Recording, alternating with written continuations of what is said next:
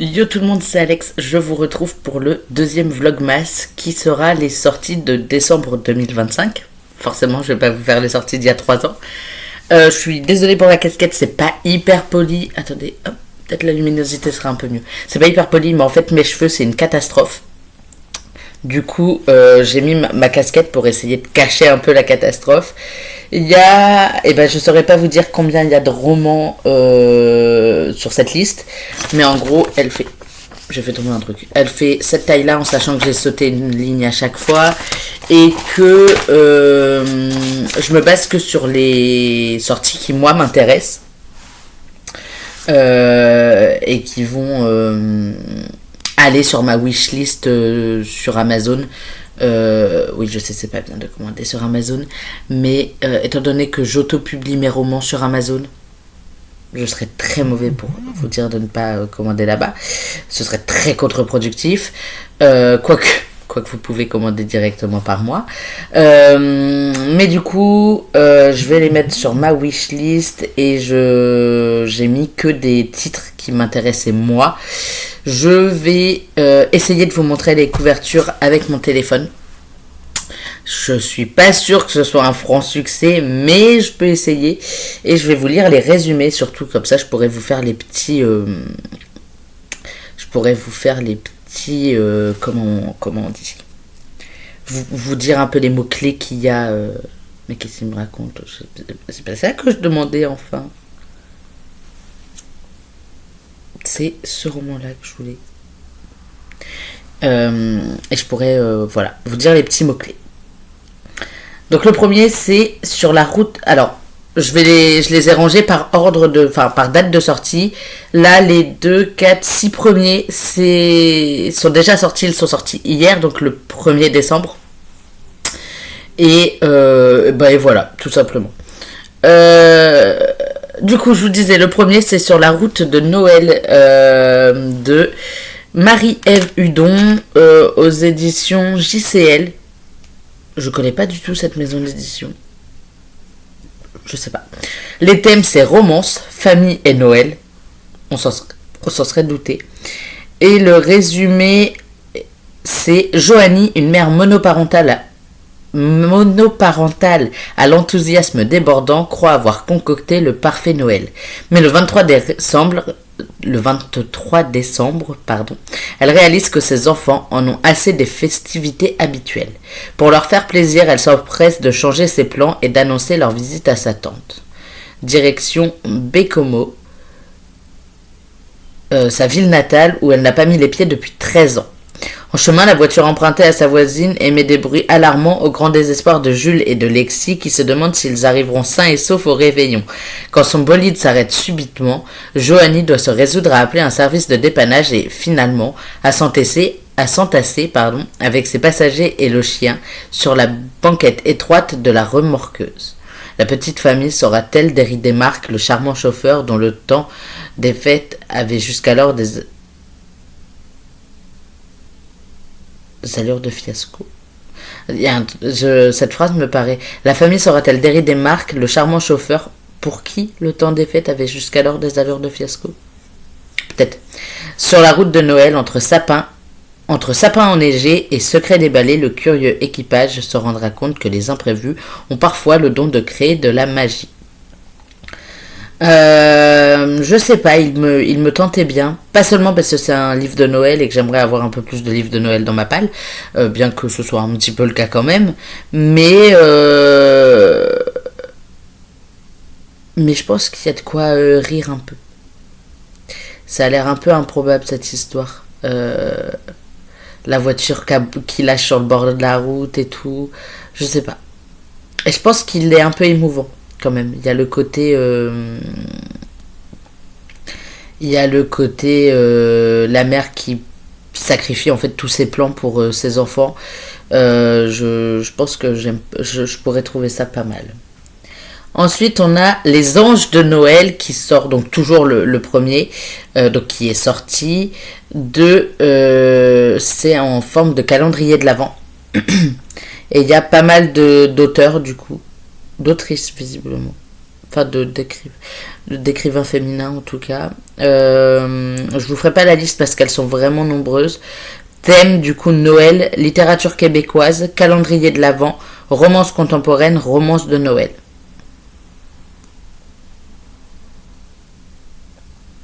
Un vent de magie souffle sur la fin d'année. Quand un nouvel organisme, les Anges de Noël, voit le jour, c'est toute une communauté qui s'unit pour offrir chaleur et réconfort à ceux qui en ont le plus besoin. Qu'il s'agisse d'organiser un banquet, de fabriquer des cartes ou d'apporter un sourire à l'hôpital, ces bénévoles ont le cœur grand comme décembre. Et cette année, il se pourrait bien que l'amour vienne se glisser entre deux flocons. Plongé dans un calendrier de l'Avent littéraire porté par 12 auteurs de romances à travers 12 histoires entrelacées et touchantes. 25 chapitres pour vivre l'esprit des fêtes, une romance à la fois. Parce qu'à Noël, tout peut arriver, surtout quand les cœurs s'ouvrent. Je sais pas, je trouvais ça un peu stylé, le côté calendrier de l'Avent et tout, avec écrit par 12 auteurs de romances, du coup. Et niveau de la maison d'édition, je sais pas trop, j'arrive pas à lire. Mais une chose est sûre, c'est que c'est un collectif d'autrices de romans, et il m'a l'air un peu sympa. 12 petites histoires un peu entreliées comme ça et tout. Qu'est-ce que j'avais mis d'autre? Un boss pour Noël. Je sais pas. De Christy Allan chez Butterfly Edition. J'aime vraiment les couleurs de la couverture. J'ai joué pas mal sur les couvertures et sur le côté Noël parce qu'on est en décembre, donc pourquoi pas. Et là, cette couverture-là, elle me plaisait pas mal. Je la trouvais sympa. J'avais pas lu le résumé de celui-là, visiblement. Mais ça commence bien. Il voulait une fausse fiancée, il a trouvé bien plus que ça. Moi, le côté fausse fiancée, fake dating et tout, j'aime bien en général. Pour hériter de l'entreprise familiale, Balthazar doit se plier à une condition absurde. Se marier. Cynique et pressé d'en finir, il pense avoir trouvé la solution idéale. Engager une complice pour jouer la parfaite petite amie. Mais ses plans déraillent lorsqu'une tempête de neige l'enferme dans un chalet de montagne en compagnie de Joséphine, une pâtissière débordée, maman solo de 3 enfants et candidate improvisée au rôle de fausse fiancée. Elle n'a rien demandé, il n'accepte jamais de perdre, et pourtant les voilà condamnés à partager le même toit jusqu'à Noël. Entre quiproquos, répliques acides et moments inattendus de tendresse, ils pourraient bien découvrir que le mensonge le plus dangereux, c'est celui qui cache leurs véritables sentiments. Je sais pas, il me tente bien celui-là. Donc c'est Butterfly Edition. J'ai déjà lu du Butterfly, mais je ne me souviens plus lesquels. Et c'était il y a quelques années.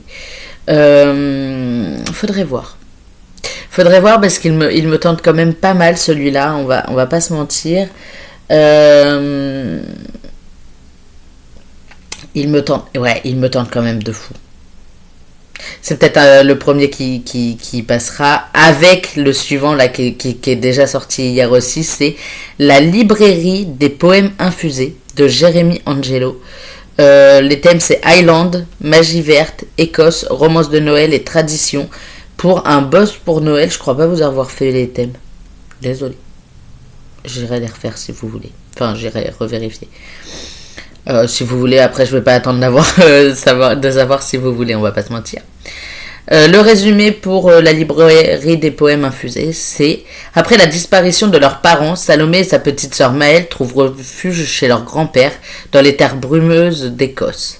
Passionnée par l'art ancestral des infusions poétiques, des mélanges de plantes, de vers et d'intentions, Salomé rêve de devenir maîtresse infuseuse depuis toujours. Pour trouver sa propre voie et réaliser ce souhait, elle se rend à Whisperness, un village au nord des Highlands, à peine visible sur les cartes. Là-bas l'attend la librairie des poèmes infusés, tenue par Declan McKinnon, un jeune maître infuseur oublié et grincheux, qui vit reclus entre les rayonnages d'un passé qu'il refuse de rouvrir. Un petit peu Grumpy Sunshine, je pense. Mais l'endroit qui fut autrefois un sanctuaire littéraire est aujourd'hui menacé de fermeture. Declan et sa sœur Elide, je ne sais pas comment on le prononce, n'ont que quelques semaines pour sauver leur librairie, sans quoi ils seront expulsés la veille de Noël. Sans le savoir, Salomé pourrait être leur bouée de sauvetage. Entre les Entre les traditions des Hogmanay, les parfums de feu de bois, les guirlandes de houx et les mots qui brûlent doucement dans l'eau bouillante, les miracles n'attendent parfois pas grand-chose pour s'accomplir. Qu'un cœur daigne s'ouvrir à nouveau, ou qu'un soupçon de magie éclose. Et si l'amour s'infusait aussi. Je crois que j'en ai entendu parler, mais en même temps ça me paraît bizarre. Parce que du coup il est sorti qu'hier. Peut-être quelqu'un qui l'avait en service presse. Parce qu'il sort chez...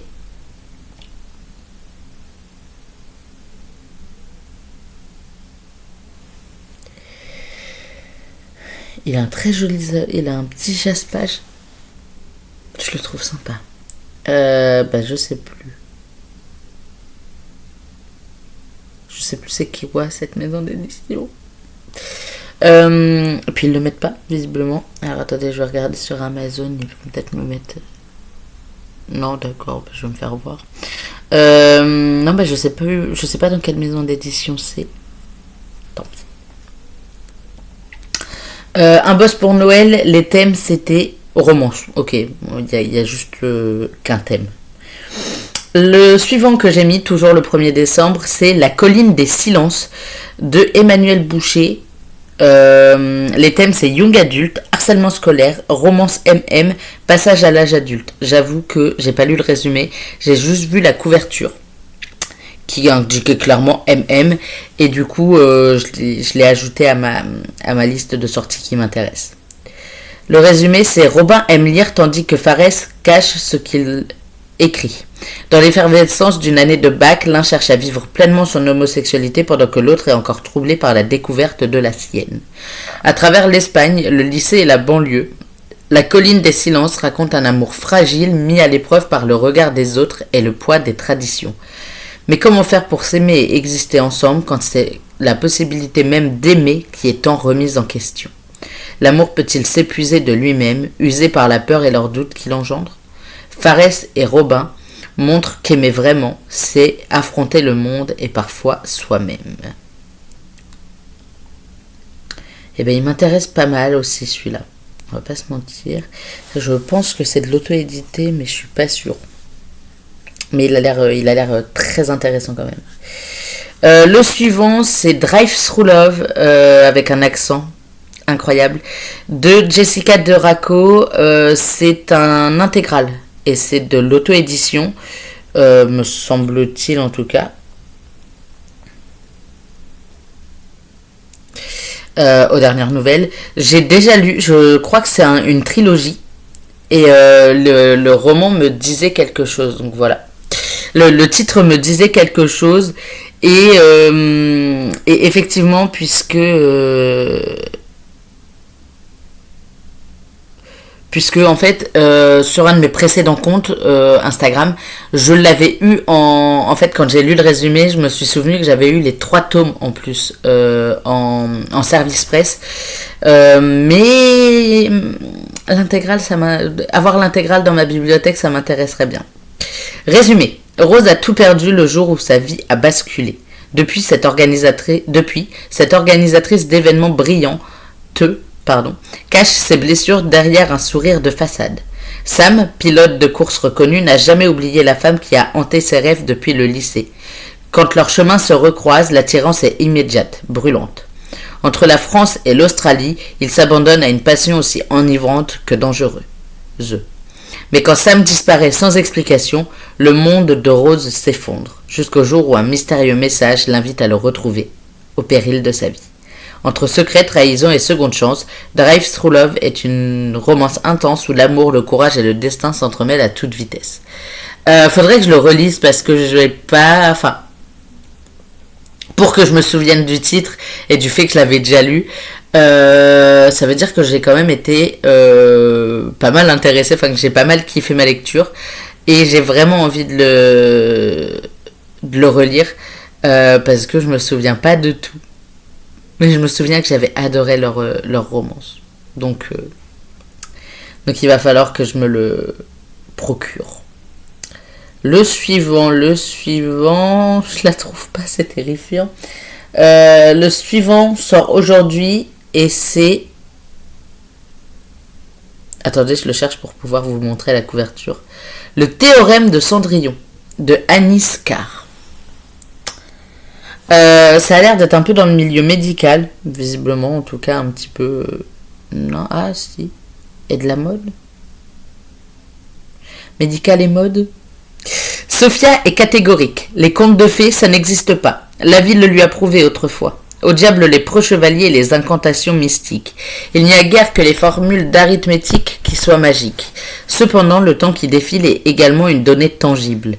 Et l'inquiétude dans les yeux de son père vieillissant est sans nul doute sa corde sensible.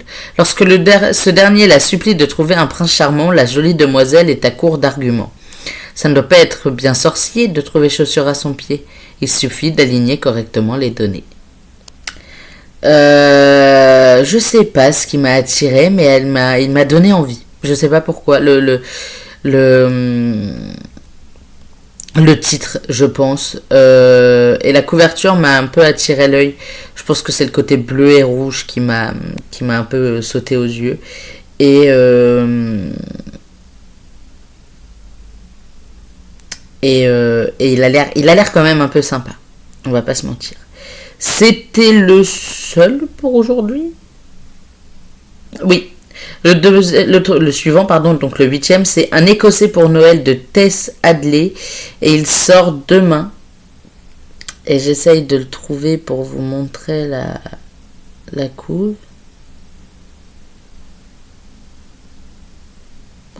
Alors, Un Écossais pour Noël. Je pense que c'est le côté du coup Noël pour le coup. Donc c'est chez EH. EH Factory. On n'a pas les thèmes, visiblement. Pourquoi faire?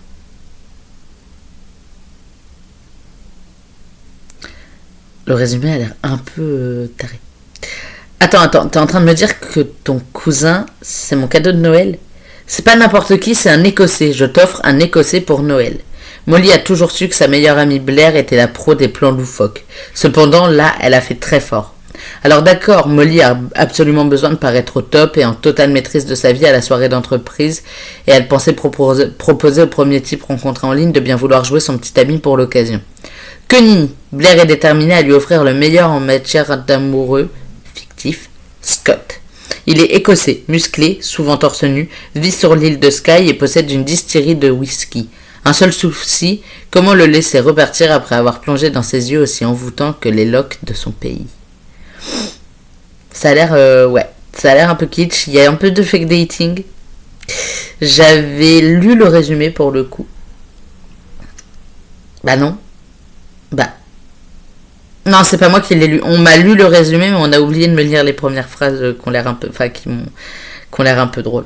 Mais il me tente beaucoup aussi. Pas autant que genre Drive Through Love ou Un Boss pour Noël, mais quand même. Ensuite, on passe au 10 décembre, pardon. Septembre, pas du tout. Alors, attendez, parce que du coup, faut que j'avance. 9, 10, ça y est.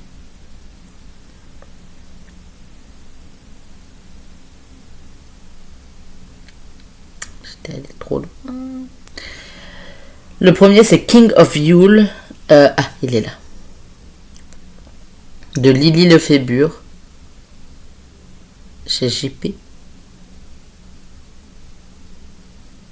Je sais pas le... Bref. Et c'est une roman... les thèmes, c'est romance et fantasy. Oubliez le Père Noël jovial et sereine, le véritable héritier de Yule roule à moto, arbore des tatouages et préfère le cuir au velours. On m'appelle le roi Noël et je m'en serais bien passé. Mes plaisirs, la fête, la passion, l'ivresse d'essence. Ma malédiction, l'héritage d'une entreprise familiale qui m'enchaîne plus qu'elle ne me libère. Le pire, c'est que je déteste les enfants. Puis elle est entrée dans ma vie. Une femme au charme brûlant, accompagnée d'une enfant intrépide et d'une créature aussi poilue qu'imposante. Ensemble, elles ont fissuré mes certitudes et réveillé des instincts que je croyais éteints. Entre désir et ténèbres, je vais devoir choisir. Fuir mes responsabilités ou embrasser un destin qui pourrait bien me consumer. Il me tente pas mal, lui. On va pas se mentir. Christmas Wish, que je ne trouve plus. Ah, il est là. De Jessie Black.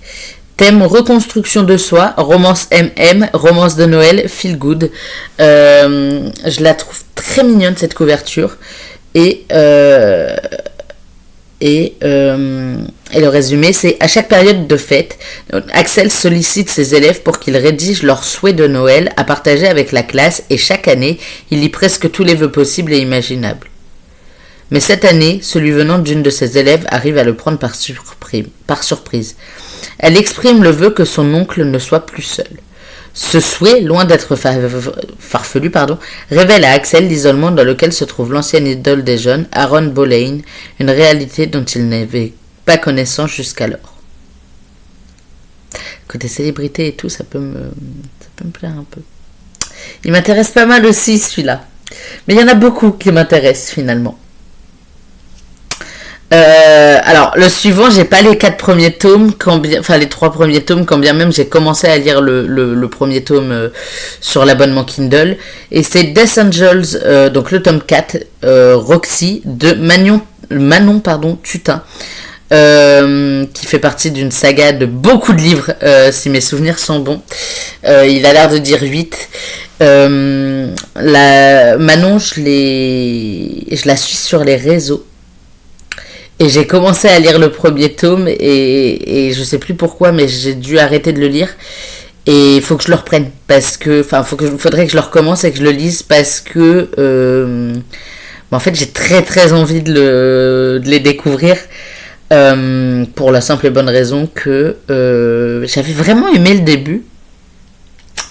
Mais j'ai pas poursuivi. Je lis pas le résumé, puisque c'est un tome 4, donc je me dis à tout moment il y a un spoil sur les autres tomes. À voir, mais je lirai pas le résumé pour celui-là du coup. Ensuite on passe au 11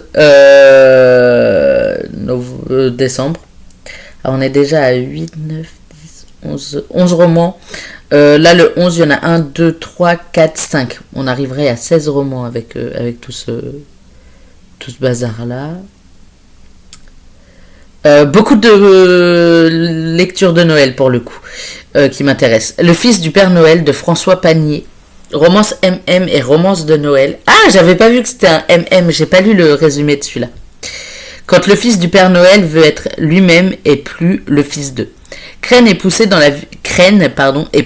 la vie adulte, un passage obligé. Surtout quand on est le fils de Nicolas Demire, aussi connu sous le nom de Père Noël. À 327 ans, la pression est immense. Comment exister quand on partage un tel héritage ?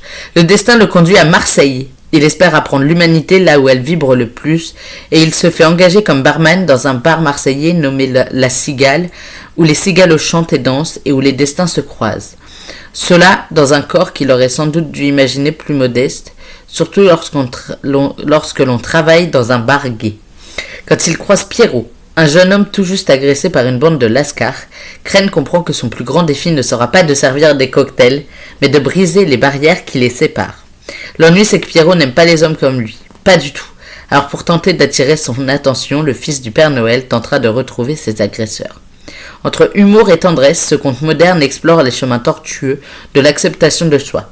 Car pour Crène comme pour Pierrot, il ne s'agit pas seulement de grandir, mais d'oser être soi-même, loin des sentiers battus et de trouver une place qui a du sens, sans doute loin de celles qui semblaient toutes tracées. Et si possible, d'y dénicher l'amour. Ah, il peut être très intéressant aussi celui-là. Il y en a quand même beaucoup qui m'intéressent au final. Ensuite, on a un défi qui sent le sapin de Aurore Morgenstern. Toujours la même maison d'édition. Romance MM, romance de Noël, amitié, admirateur secret et défi. En fait, j'ai pas lu la moitié des résumés, je crois. Nate est un gestionnaire de librairie, tout ce qu'il y a de plus normal, si ce n'est sa passion pour faire de la librairie dont il a la gestion, ce place to be pour les fêtes de Noël. C'est aussi un homme profondément célibataire qui croit en l'amour mais a toujours du mal à se lancer. Mais Lila et Sam, les 2 étudiants travaillant à la librairie, pourraient bien devenir ces petits lutins du Père Noël porte-bonheur. Ou ses bourreaux. Difficile à dire au moment où il lui propose un défi. Séduire Monsieur Noël, le client le plus régulier de la boutique, avant le réveillon de la librairie. Facile sur le papier, puisque d'après eux, l'homme observe Nate plus que de raison. Mais dans les faits, pas sûr. Je ne suis pas sûr. Entre maladresse, tendresse et rapprochement, Nate devra prendre sur lui pour relever le défi et peut-être trouver l'amour au milieu des flocons, des guirlandes, des chocolats chauds et de la cannelle. Ah, il me tente bien. Il me tente aussi beaucoup. Mais est-ce que ce serait pas en format calendrier, vous voyez, avec les petites cases qui s'ouvrent et tout? Je pense que c'est un peu en mode format calendrier, mais du coup, si c'est le cas, je trouve ça dommage de le sortir le 11. Vous voyez ce que je veux dire? Le sortir le 11 novembre, le 11 décembre, alors qu'il a un format calendrier de l'Avent, je suis pas sûre que ce soit idéal. Toujours dans la même maison d'édition, Boule de Noël, tatouage et chocolat chaud, romance MM et romance de Noël. Elle est un peu plus sobre, mais elle me plaît pas mal aussi la couverture. Entre son boulot au bowling et sa colocation avec sa meilleure amie, Timéo, 25 ans, n'a pas à se plaindre de sa vie et profite de sa tranquillité. Mais quand un inconnu lui fait perdre le nord lors d'une soirée à son travail et qu'en prime, il tombe sous le charme d'un tatoueur quadra, sa routine pépère s'emballe. Loin d'être un bourreau des cœurs, Timéo ne sait plus où donner de la tête. Qui, du mystérieux inconnu ou d'Emmanuel le tatoueur sexy, saura séduire le jeune homme? Ouais. Là, ça vient de... Je sais pas. Je suis... Il y a un côté triangle amoureux, je suis pas fan. Embarqué pour une escapade girondine au rythme des reprises de Michael Bublé, je sais plus comment on le prononce, saupoudré de chocolat chaud, de patin à glace et lutin du Père Noël. Il y a le combo triangle amoureux, écart d'âge quand même d'une quinzaine d'années, puisque Timéo a 25 ans et qu'il a l'air d'y avoir le tatoueur qui a 40 ans, là. Plus de 40 ans, je sais pas. Je suis moins sûr tout à coup. Mais à voir. Et c'est écrit par Camille Etienne, pardon. Ensuite, on a Le Dernier Noël de Siobhan Jensen, romance de Noël, romance MM, toujours la même maison d'édition. Faut que j'arrive à capter quelle maison d'édition c'est. Alors attendez, je vais peut-être aller sur Fnac, ils vont me le dire. Parce que j'aimerais bien savoir quelle maison d'édition c'est du coup.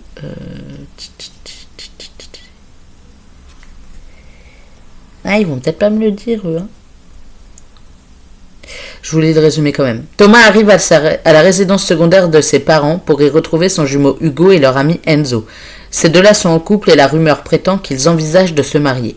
Seulement, à son arrivée sur place, Thomas ne trouve qu'Enzo, dont le comportement est vraiment étrange.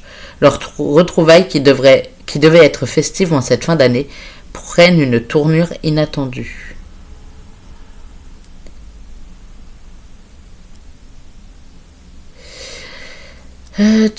Juno Publishing. Ok. C'est chez Juno Publishing. À voir. Mais je suis moins convaincue tout à coup.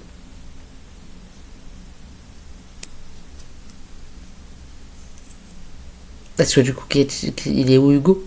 Enfin, je sais pas. Je suis moins convaincue maintenant que j'ai lu le résumé. Mais je l'ai pas mis celui-là. Il y avait Tricota, donc pardon, on sera à 17, de Signène M, romance de Noël, romance MM, toujours la même maison d'édition. Depuis son enfance, Lucas baigne dans l'univers du tricot et du crochet. Aujourd'hui, à 32 ans, ses hobbies sont devenus son gagne-pain. Son auto-entreprise, Tricota, fonctionne très bien. Lors d'une soirée chez une amie, il rencontre Gabriel, un jeune homme réservé qui, découvrant son travail, décide de lui passer une commande particulière. Un boxer assorti à un pull de Noël. En effet, Gabriel désire porter cet ensemble pour Noël, en guise de tenue sexy pour émoustiller son petit copain. Or, ce présent n'est pas aussi adorable qu'il n'y paraît. Entre les paillettes, les pelotes de laine, les drag queens et une discussion sur les alpagas, Lucas va découvrir ce qui se passe entre Gabriel et son compagnon. Mais en plus, il m'intéresse. Enfin, genre, ça y est, il passe dans le top 5 de ce que je veux. Mais enfin, pourquoi je l'avais pas noté? C'est une bonne question. Ah oui. J'allais dire, mais attendez, il en manque un ce jour-là, du coup. Le 17e, c'est Blind Secret de Léonie Lonval et on n'a pas de mots-clés. Le résumé, c'est « Ils ne se sont jamais vus, mais bientôt le virtuel ne suffira plus. Alba est agoraphobe. Le monde extérieur l'effraie, la foule l'oppresse. Repliée sur elle-même, elle vit cloîtrée dans son appartement, loin des regards et des bruits de la ville. Inquiète, sa meilleure amie décide de l'inscrire sur une application de rencontre, espérant raviver en elle l'envie d'aimer et de s'ouvrir à de nouvelles personnes. C'est là qu'Alba fait la connaissance de Théo, charmant, drôle, attentionné et mystérieux car il refuse de montrer son visage. Militaire en mission, ce dernier porte les stigmates d'une blessure qui a bouleversé sa vie. Depuis, il fuit les miroirs et redoute le regard des autres. Pourtant, Alba réussit à briser sa carapace. Elle l'émeut, le trouble, le pousse à envisager l'impensable, se dévoiler, prenant le risque de la faire fuir ou de la faire succomber. Ah, il y a moyen que ça me plaise beaucoup. Beaucoup. Ça se tente. Mais du coup, il fait moins de Noël, lui, donc il attendra peut-être un peu. Il attendra le début d'année, je pense. Ou l'été, ou le printemps. Le suivant sort le 15 et je le trouve pas. C'est pour ça que je prends un peu de temps. Il sort le 15 et c'est Ton cœur pour Noël. Voilà. Donc romance de Noël, romance et Noël, les mots-clés. Nova, 29 ans, co-gérante d'une boutique d'ésotérisme, tente de se reconstruire après un accident tragique survenu 8 ans plus tôt. Si les années ont apaisé certaines blessures, son cœur, lui, reste fermé, figé derrière une carapace de méfiance. Elle ne croit plus en l'amour et encore moins en Noël, jusqu'au jour où son regard croise celui de Léo. Un inconnu à l'aura troublante qui, en une seconde, ébranle toutes ses certitudes. Instinctivement, Nova le repousse, mais le destin, lui, s'acharne à les réunir. À chaque rencontre, Léo semble percer un peu plus les murs qu'elle a érigés, avec douceur, patience et cette conviction que l'amour peut encore tout réparer. Mais Léo cache lui aussi ses propres blessures et des vérités qu'il redoute de dévoiler. Ouh là là! Entre attirance et résistance, secret et confidence, Nova devra affronter ses peurs et peut-être réapprendre à aimer. Et si, sous les lumières de Noël, même les cœurs brisés pouvaient renaître? Je le trouve sympa et en même temps il me fait un peu peur. C'est de Anna Evergreen, je crois que je vous ai pas dit que c'était celui-là. Et le dernier, je peux pas vous le montrer parce qu'il n'apparaît pas sur le truc encore. C'est un combat de chaque instant. C'est mon prochain roman, donc ma prochaine parution qui est déjà prête et quasi mise en ligne, et bientôt dispo en précommande. C'est Glitter and Gold, qui est le premier tome de ma saga Olympus. J'ai pas le résumé et là si j'essaye de le résumer ça va être une catastrophe. Je vais vous spoiler la moitié du roman et c'est vraiment pas le but. Donc de Alexion Tourquetil sur Amazon. C'est mon prochain roman, ce sera le 6e. Je crois que ce sera la 6e parution disponible. Il y a un peu plus de ces romans, mais il y en a qui ne sont plus disponibles à la vente puisque je suis en train de les réécrire totalement en plus, donc plus rien à voir. Tout ce que je peux vous dire, c'est qu'il y a de la romance, qu'il est question de mythologie grecque, et que c'est un roman MM. Donc voilà. J'ai un peu hâte quand même de pouvoir vous en dire plus, de retrouver le résumé que j'ai fait et de toute façon vous faire une vidéo le 21 décembre, pas novembre, sur sa sortie, donc sur la sortie de Glitter and Gold, qui sera disponible en e-book, en broché, en relié, et en e-book qui sera disponible à l'achat ou via l'abonnement Kindle Unlimited, je sais pas quoi. Donc voilà, j'ai un peu hâte quand même de vous faire toute une vidéo à ce sujet Pour l'instant, on en a fini pour aujourd'hui. Je vous retrouve demain pour la prochaine vidéo. J'ai déjà mon petit planning là de vidéos qui vont sortir. J'ai déjà la liste. J'ai déjà les 7 premières qui sont écrites.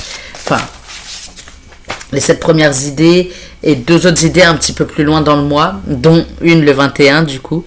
Mais voilà, je vous retrouve très vite. Je vous retrouve demain pour une nouvelle vidéo. Bye.